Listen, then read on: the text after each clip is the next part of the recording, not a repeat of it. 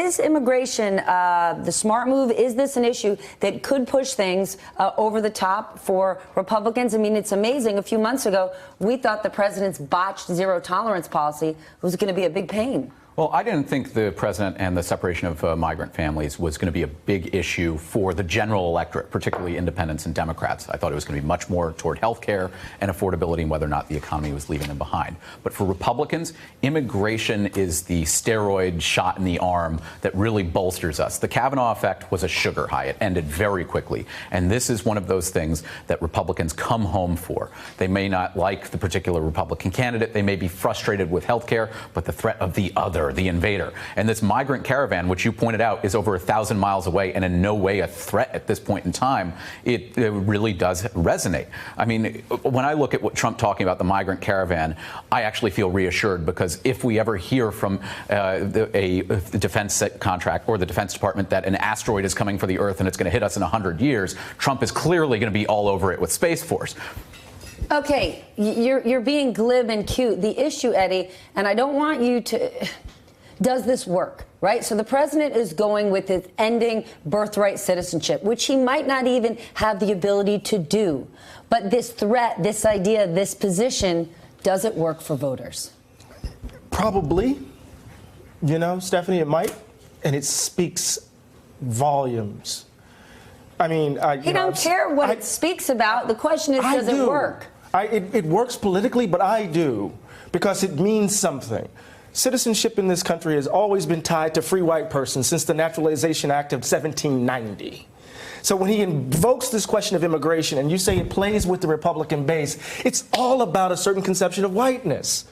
This idea of whiteness that has led to 11 people being dead in Pittsburgh. 2 people in a Kroger grocery store last week. So here we are after the carnage, and this man, this moral monster, is playing to those base instincts.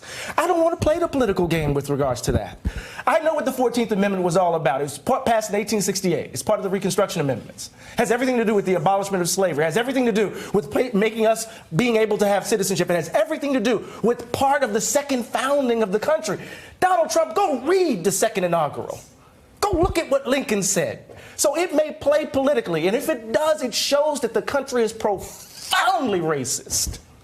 My goodness, Evan, then the issue is, if the president goes even further, this is who he is. I want to share what he said to Bill O'Reilly back in 2015.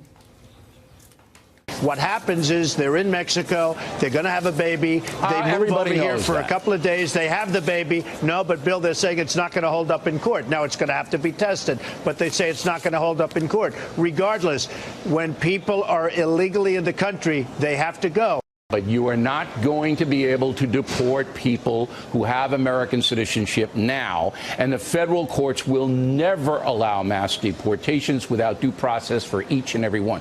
I don't think they have American citizenship, and if you speak to some very, very good lawyers, and I know some would disagree, but many of them agree with me, you're going to find they do not have American citizenship. We have to start a process where we take back our country.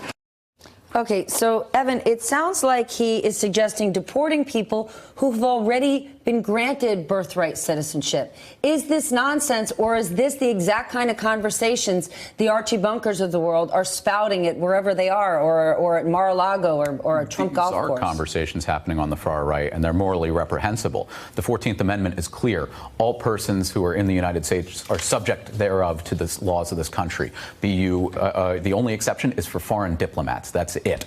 And I think it's really disgusting what the president is doing. He's using this as a political wedge. In the 2016 campaign, he said he likes that people fear him, and he brings out rage in people. That's who Donald Trump is. That's what he's basing his presidency on. There's no trying to come together. Whenever Donald Trump gets upset because he says, oh, I did the thing where I tried to heal the nation, it's, yeah, you put out a tweet and a little statement and you check the box, but you don't keep on hammering home how anti-Semitism is wrong, or being somebody, or demonizing people of color is wrong. I think it's absolutely disgusting, and where the president is going, it's wrong. And further, it's legally wrong. His own appointment to the I believe it was the Ninth Circuit Court of Appeals, James Ho, no, pardon me, Fifth, wrote in the Wall Street Journal that birthright citizenship is enshrined in the Constitution. And there's case law that the Supreme Court has decided on. Wong Kim Ark in 1898 and Eiler v. U.S. in 1982, where the Supreme Court reaffirmed it.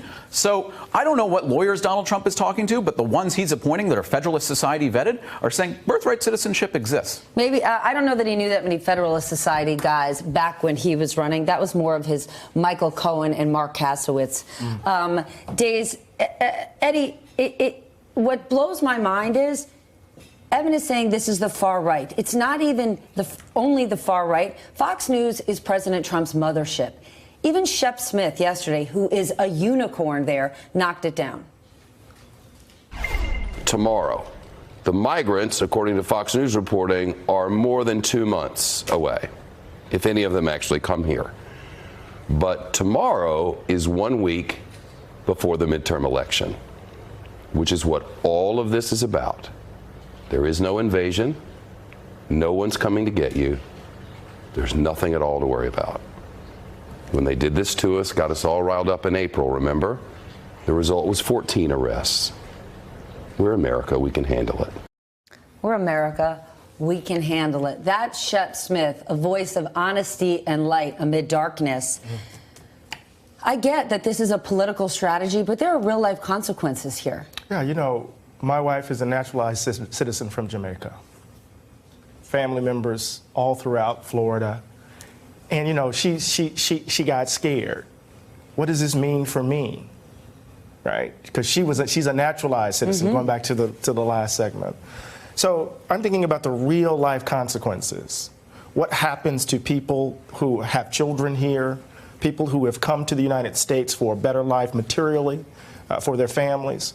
I'm thinking about what it means for children growing up, white children, growing up hearing other human beings described as infestations, carriers of disease. What will it do to their souls? You see? So there's the question of the politics of the matter, right? But at this point in time in the country, Stephanie, you have been talking about, you wear a button that says love. You've been talking about decency. This is indecent. It is borderline, not borderline, it is evil. It sets the stage for unimaginable cruelty. And if we talk about this only in terms of the horse race, right, then he has done what he has succeeded to do. But even if you did talk about it only in the horse race, Evan, are Republicans comfortable with this strategy? We've been talking for weeks about how Latinos, for example, haven't been motivated to vote. This might motivate them. Yeah. Republicans are comfortable with that. And it's the moral rot that has infested the Republican Party because of what Donald Trump has done. And it's not just the fear of immigrants. It's also, look at what happened with the Tree of Life Synagogue. In 2016, I started to see a great deal of anti-Semitic death threats. And I never thought this country would be capable of that. Growing up, my dad said to me, the one thing you have to do, always have a current passport. And as a kid, I said, this is ridiculous. And he said, why? And he said, because you never know when we have to flee because we're Jews. I said, what do you mean flee? And I didn't understand it until Donald Trump entered the political spectrum. But this is what makes no sense. You've got a week before the midterms, an anti-Semitic attack just happened. We know there's a domestic terrorist who's sending pipe bombs to former presidents. That's the kind of fear that Americans are actually experiencing. But remember, according to Donald Trump, it's your fault because you're the enemy of the people, because you're the news and you report facts that he doesn't like. And Stephanie, underneath this is a profound insecurity, demographic. But Eddie, we're not just a white nation, so I guess I don't understand why this works. This is what I'm trying to get at. At the heart of our politics, since I've been aware of politics, right, since the dawn of Reagan, has been an idea that this nation is white, rooted in the vein of old Europe, and that even as it embraces its immigrants, that fundamental notion has to be held intact. Demographics are such that the browning of America isn't in some distant future. It is happening. It is already impacting our politics in concrete ways. Georgia is not just simply purple. I mean, it's not red. It's not just simply purple. Texas, right? Florida, right? The nation is changing, and it feels like tectonic plates shifting. And folk don't know what to do. And whenever we vote is what you do. That's one thing. But culturally, when we've experienced these kinds of shifts, violence has always attended them. right? So part of what's happening is that a certain understanding of America is on its deathbed. And some people don't want to give it up. Then just stay with me. If a certain part of America is on its deathbed because of these cultural issues, you know what that deathbed requires? Health care. And those people need to vote on health care. And if they have a pre-existing condition, if they are dependent on Medicaid, they shouldn't want reform. Yeah. That's why Amy McGrath is doing so well in the Kentucky 6th, because she's running on health care. You have Trump Republicans said, I voted for Donald Trump, but I don't like what he's doing on health care. But I'm going to support Amy McGrath, not because she's a Democrat, but because she's going to protect me. And Andy Barr is having a frustrating time with that. Every person in this country wants to be physically safe, financially secure, socially free. You can take this fear-mongering and put it aside. It is a show. And think about the amount of money going to be blown sending the troops down to the border for a photo opportunity. Imagine if that money went to making Americans' lives better, maybe to education. Hey there, I'm Chris Hayes from MSNBC. Thanks for watching MSNBC on YouTube. If you want to keep up to date with the videos we're putting out, you can click subscribe just below me or click over on this list to see lots of other great videos.